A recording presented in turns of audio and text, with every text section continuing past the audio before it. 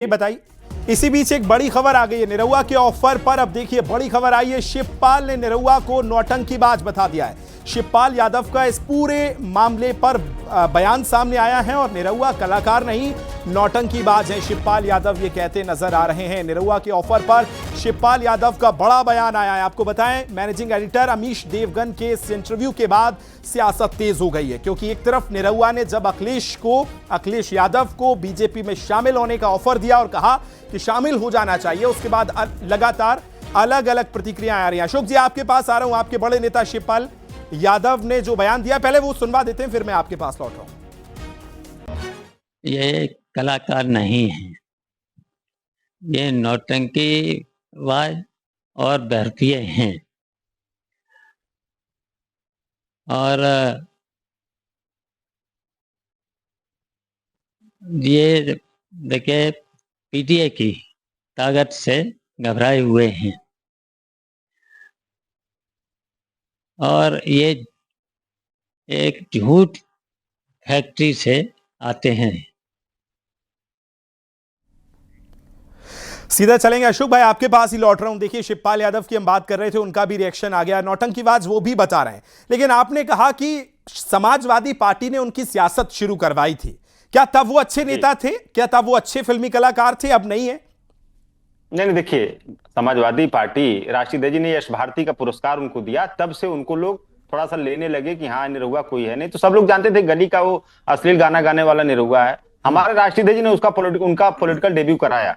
अच्छा, दूसरी बात, निरहुआ को हो सकता है कि भाजपा में अनकंफर्टेबिलिटी फील हो रही हो, उनको वहां समस्या हो रही हो। अगर उनको कोई समस्या है तो प्रॉपर चैनल हमारे पार्टी में आवेदन कर सकते हैं और हम उनको सेक्टर प्रभारी या बूथ प्रभारी बनाने की गारंटी मैं देता हूं पार्टी प्रवक्ता होने के नाते, कि अगर वो अप्लाई करेंगे तो पार्टी अगर उनको शामिल करा लेती राशिद जी के आदेश पर, उसके बाद मैं उनको सेक्टर प्रभारी या बूथ प्रभारी की जिम्मेदारी दिलवा दूंगा पार्टी में, कह के राशिद जी से निवेदन करके। इतना मैं उनका काम कर सकता हूं। हाँ, अगर निरहुआ को, अगर हमारे राशिद जी से प्रति इतना लगाव है तो कम से कम जो भाषा का इस्तेमाल वो करते हैं हमारे पार्टी के तमाम नेताओं के खिलाफ, अगर उनके अंदर जरा भी मानवता बची हो, जरा भी उनकी आंखों में पानी बचा हो, जो उस तरह की भाषा का इस्तेमाल करते हैं, वो भाषा का संतुलित भाषा का इस्तेमाल करें। चुनाव में और कई बार उन्होंने बड़ी असभ्य भाषाओं का इस्तेमाल किया। जो हमारे एक्सक्लूसिव इंटरव्यू में उन्होंने कहा, इसमें कोई अमर्यादित भाषा आपको लगी अशोक जी?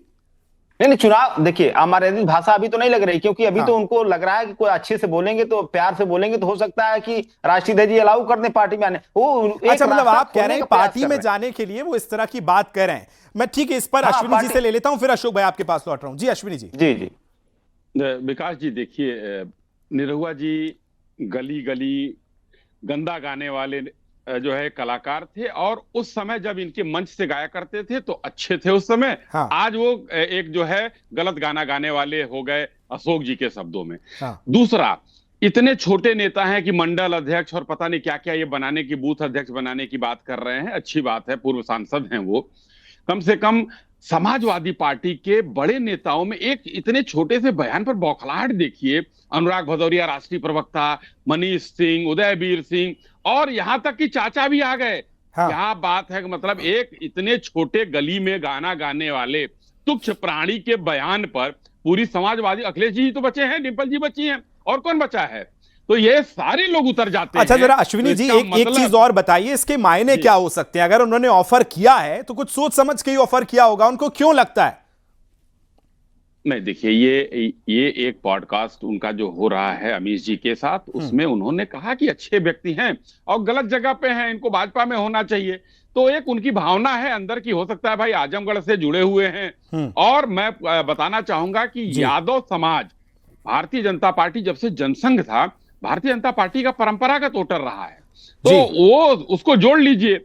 और वहां से जो है उन्होंने एक बड़े भाई के रूप में उनको देखा और उन्होंने एक सलाह दे डाली। इसका कोई मायने निकालना भी उचित नहीं है, लेकिन आज मजा आ रहा है कि समाजवादी पार्टी एक छोटे से, जिसको अशोक जी प्रवक्ता हैं, उनके राष्ट्रीय प्रवक्ता हैं, और ये कह रहे हैं कि तुच्छ गली में गंदे गाने गाने वाले, आज इतनी घबराहट क्यों है भाई अशोक भाई? चलिए ठीक है, फिलहाल देखिए समय की अपनी सीमाएं हैं, एक लंबी बातचीत हम कर सकते हैं और निश्चित तौर पर करेंगे, लेकिन आप दोनों के साथ तमाम दर्शकों से भी मेरी अपील है कि आज रात आप 8:56 पर ये एक्सक्लूसिव इंटरव्यू हमारे मैनेजिंग एडिटर अमीश